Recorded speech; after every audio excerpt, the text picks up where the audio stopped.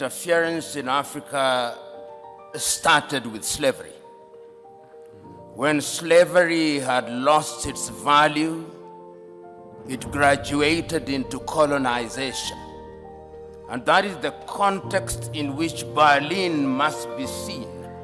When the European powers sat in Berlin and divided the continent of Africa into spheres of influence. When colonization had lost its luster through a combination of certain realities and agitation from the continent, we regained our independence.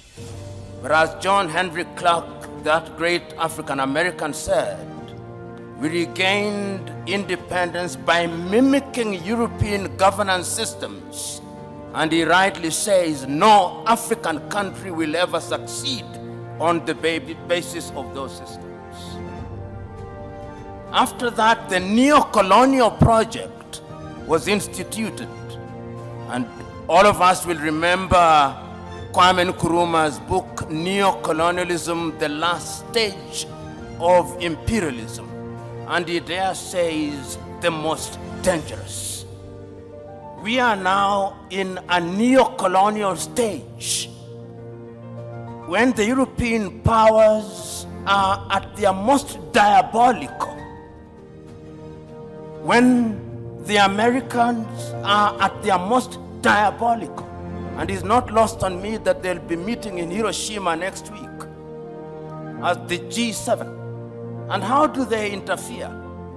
They interfere militarily.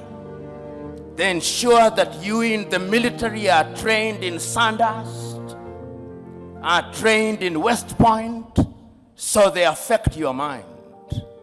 They interfere diplomatically, sometimes through gunboat diplomacy. And that is why you see sometimes your typical European ambassador treats our heads of states in a condescending manner. They interfere through institutions such as the IMF and the World Bank. They interfere by ensuring that our economic infrastructure is beholden to theirs through dollarization. They interfere through education. They interfere by influencing our processes, by lending us advisors who tell us what to do.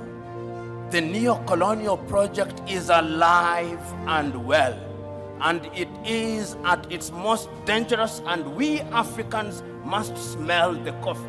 If we don't, they are going to continue to interfere. How else do they interfere? Through NGOs, Danida, CEDA, UKAID, USAID. These are Trojan horses that are introduced into our countries for the purpose of influencing our processes. And they infiltrate our institutions. Right now, if you look at the African Development Bank, look at the shareholding. It's Americans, it's Germans, it's Japanese, it's the French. And the Europeans have done their bit. They also interfere through post-colonial institutions, the Commonwealth of independent nations. They are not sovereign states, former French-speaking nations. These are the instruments that they interfere through. And how do we then deal with this situation? We Africans must now begin to recognize, and this was recognized as early as 1963, and the chair of the commission is here. They'll be celebrating 60 years in Addis Ababa, Ethiopia. And 60 years ago, on the 24th day of May, Kwame Nkrumah warned us. He said, if we are not united, they are going to interfere with us militarily. They are going to interfere with our economy. They are going to interfere with our agriculture. They are going to interfere with our health. Our duty, and I hope that when African heads of states and government meet in Addis next week, it will not be another jamboree at which pro forma speeches are read. I hope it will be an occasion to give meaning to Africa Agenda 2063. I hope it will be an occasion to give meaning to Africa Continental Free Trade Area. I hope it will be an occasion to revitalize the the Malabo Declaration, the Maputo Declaration, the Yamoussoukro Declaration. In other words, we Africans, as I conclude, we Africans must stop operating in silos. Rwanda alone will not confront them. Burundi alone will not confront them. But if we go through the regional bodies and ultimately the African Union, we may indeed succeed in putting away this bulwark. And remember, it is no longer just Europe. There is a new scramble for Africa. The Chinese are here. The Turks are here. The Qataris are here.